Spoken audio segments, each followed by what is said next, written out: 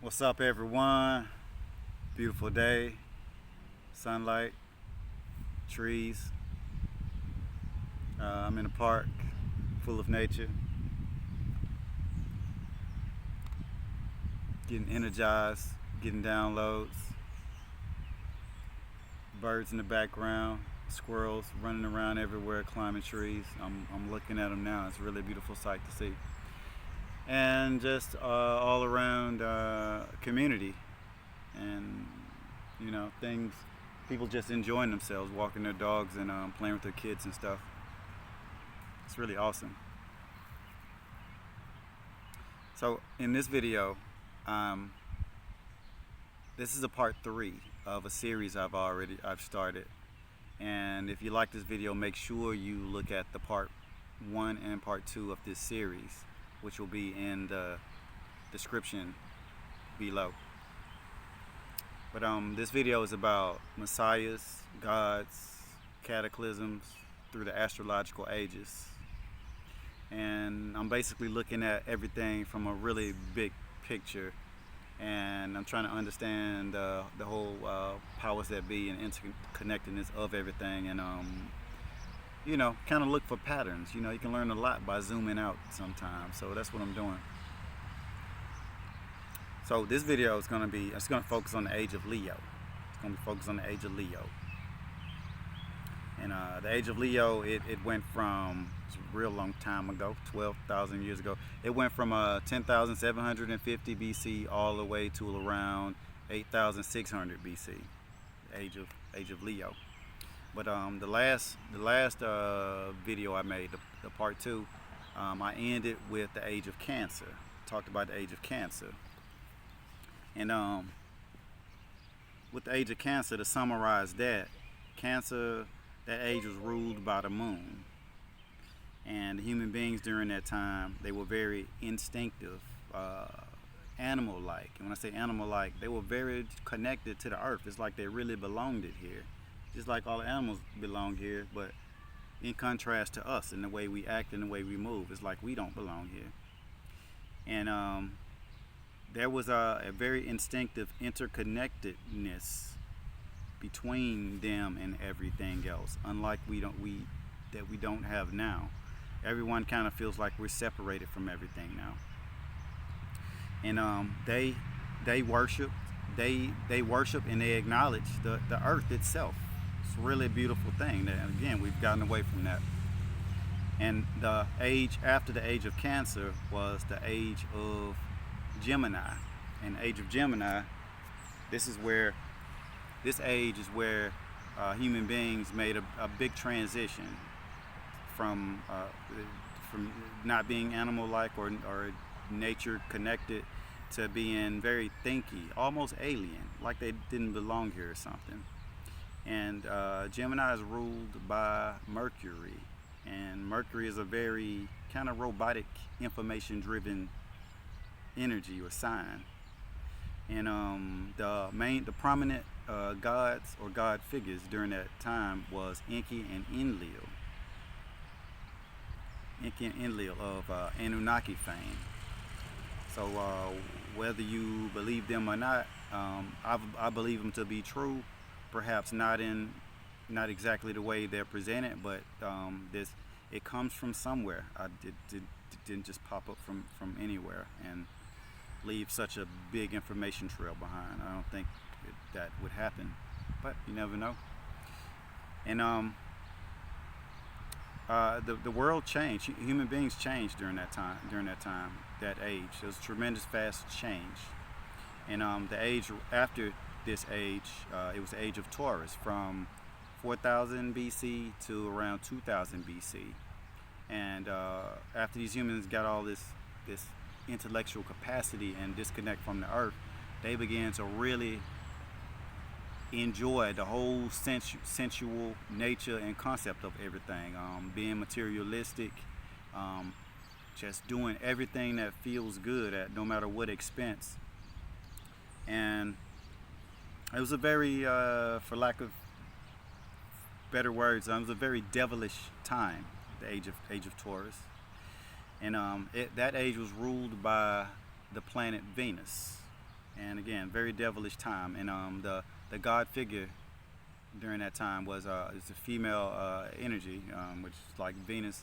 Also, it was Ishtar, the goddess Ishtar, aka Inanna. You know, these gods and goddesses have different names. They're the same god, but different names depending on where you go, who you hear it from. But you know, these things repeat, but it'll be the same person.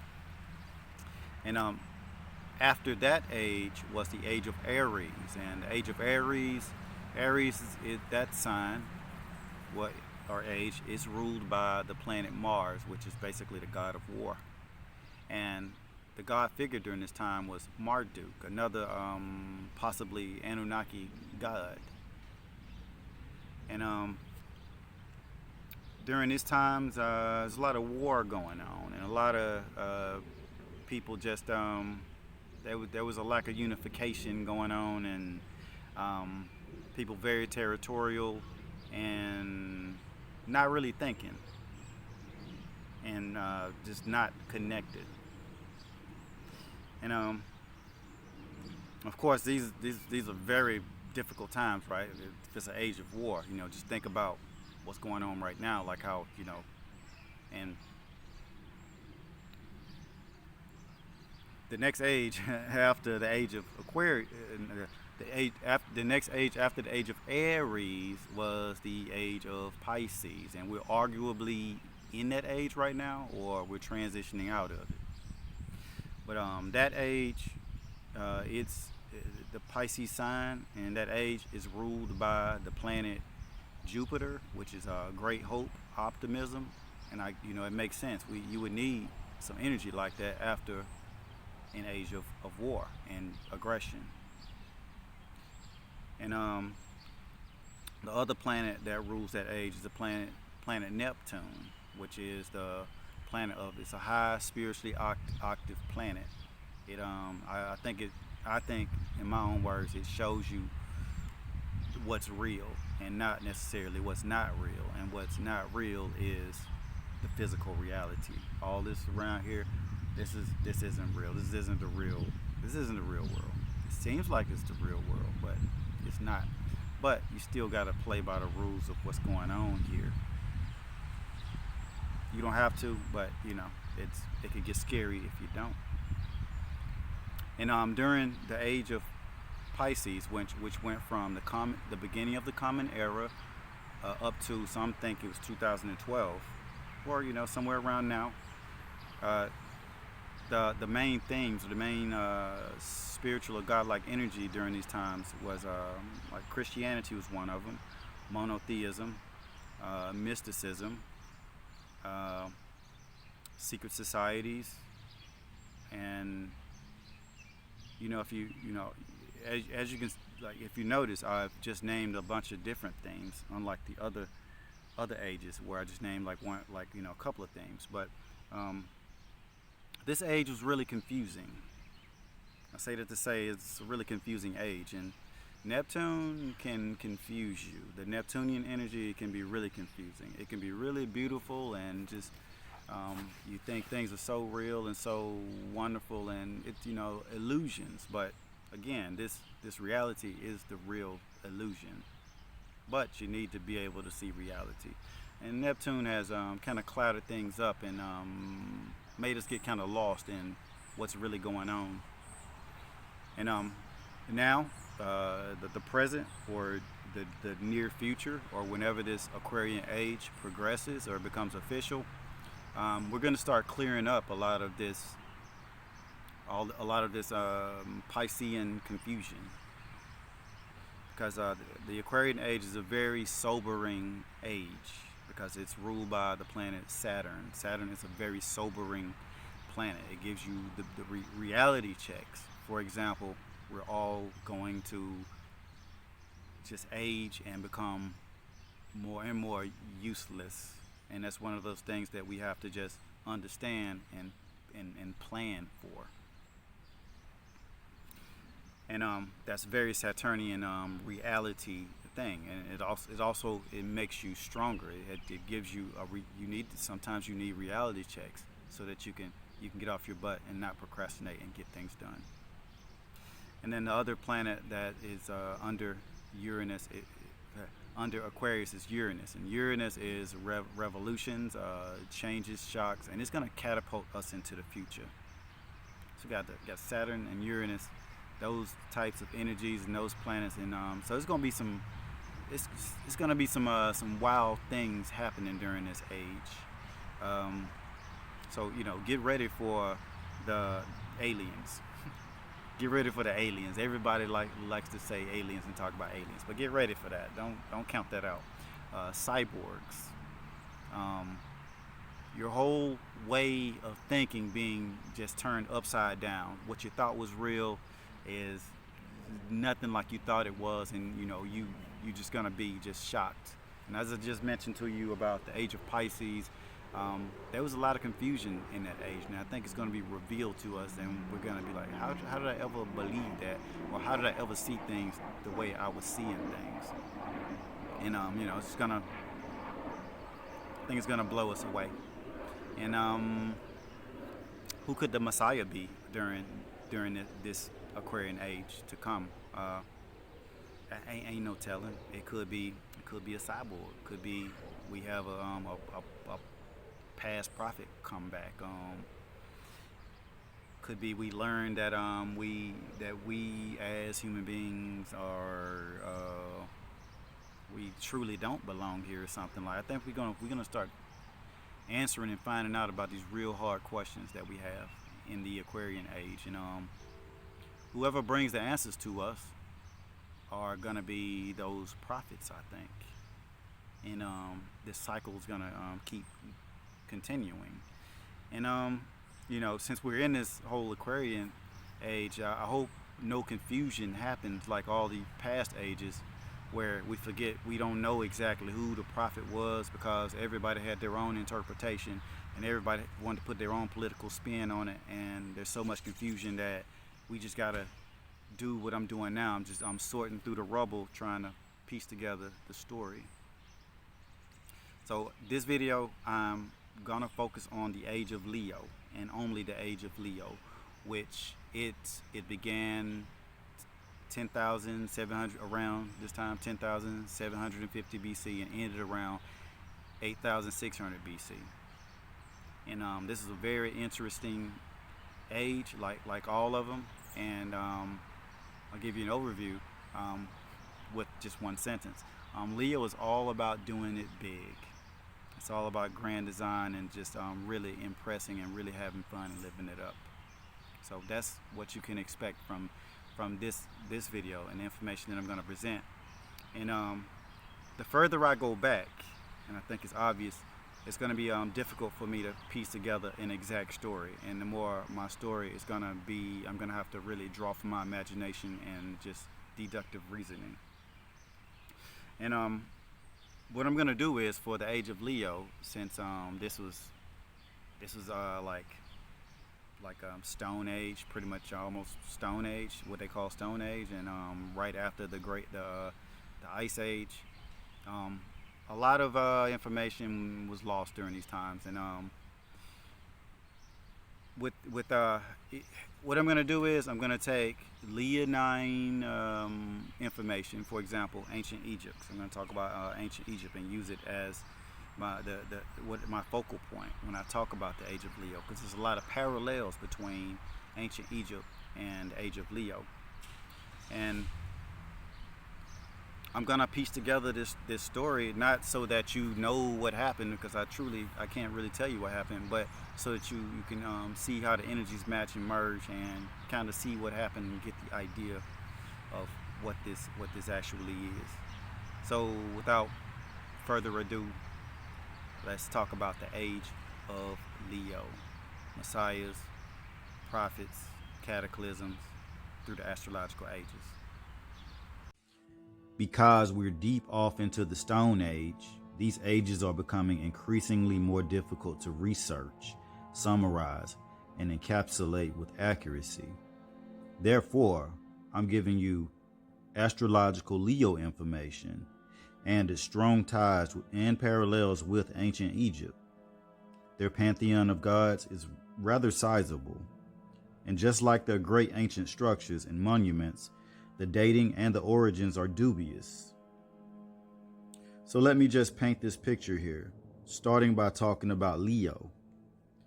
Grandiosity, fun, showmanship, romance, leadership, and even celebrations are some highly expected qualities from Leo. Leo is ruled by the sun. You can't really get more visible than that. The sun. The Leo age went from around 10,750 BC to 8,600 BC. This era has strong symbolic ties to what Egypt has been glamorized as and has been artistically presented to the world as. In my own very humble opinion, I doubt that the Great Pyramids and other monuments like the Sphinx were all, if not any, made during this time. It's highly debated and controversial whether it was made during these times. Evidence and the hypothesis of the Great Flood damage on these very large structures indicate that they may have survived great floods. Maybe 1, 2, 3 even. A great flood from the melting of the ice age that preceded this Leo age, which was the age of Virgo, it implies that if these structures were around then, they had to have been around before 26,000 BC, which is where peak ice age supposedly was happening. If they existed about 5,000 years ago, the pyramids, the Sphinx, etc., if they existed 5,000 years ago, like the experts say, then they may have gotten flooded back then. Regardless of the belief of any scholar, these structures required leadership and technology that doesn't seem to exist today. I say this to say that the timeline is irrelevant. We cannot simply dismiss their god pantheon, the energy influence of the ages, or even someone or something living amongst us, possibly with us and out of our sight somehow. We can't dismiss these things. Let's talk a bit about the mythology. One of the most famous ones that I found in my simple search is the mythology of the sun god Ra, Osiris and Isis, and the sun god Ra's daughter, Sekhmet. And Sekhmet was one of 3 or one of 4 of Ra's daughters, depending on which account you follow of this myth. Here are a few of my thoughts regarding this mythology and these stories. Ra was the sun, perhaps even an incarnated person that had this type of impact on the world, like as the sun does for us. Osiris and Isis were sibling gods that were married to one another. Now, did this really happen? Possibly. It could have happened. You never know. But I think it was more probable that the myth got perverted by political leadership that once thought it was a great idea to use incest to preserve bloodline purity. So I think that could be literal, and it could be just leadership changing things up for a political purpose. In searching for the epitome of the energy of this particular last Leo age, I found heavy information on Ra's daughter, Sekhmet. Like I was looking for like who epitomizes age, and Sekhmet was what I found over and over and over. It doesn't necessarily make it true, but it's what I found a lot of. She was a phenomenal healer, but a brutal, uncontainable enforcer of Ra. Once you let her loose, once Ra said, hey, I need you to, these people aren't acting right, I need you to take care of them, it was very hard to get her to stop. Now, I'm not sure if Sekhmet, she epitomizes age for sure. Possibly she was the epitome of another earlier Leo age. I don't know. In my research, I found her to be very prominent. Many believe that she was the epitome of this past Leo age, around 9,000 BC peak. Now, Sekhmet, she's portrayed as a lioness human, and some symbolize her to be peak sun times, peak sunlight. All right, so to wrap this up and put it in perspective, this Leo age came after the Virgo age. And in the Virgo age, which was from 13,000 BC to 10,750 BC, the earth flooded, it completely flooded. There was an ice age which ended during this time. And approximately there were 5 million people existing on the earth due to very harsh conditions. And there was the mysterious Atlantean civilization that may or may not have existed during this time. That's controversial. And of course, that civilization got destroyed. So if all this truly happened during the Virgo age, why would the world not do everything big thereafter? Why wouldn't you just go hard on everything? Parties, romance, building super monuments, sun worship.